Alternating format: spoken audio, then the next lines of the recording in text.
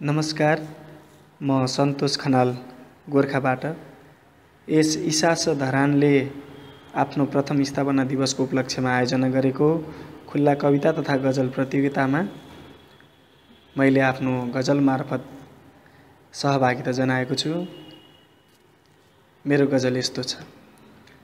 चटक्कै भुलेर जन्मेको माटो, चटक्कै भुलेर जन्मेको माटो, कता हरायो होला।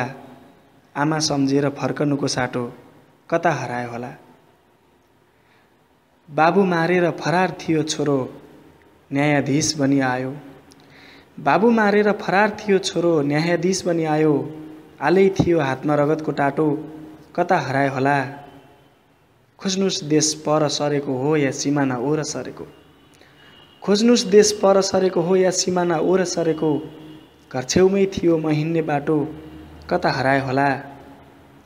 भुल्दै थिएँ घर परिवार थियो भूकम्प अघि, बर्सात आयो।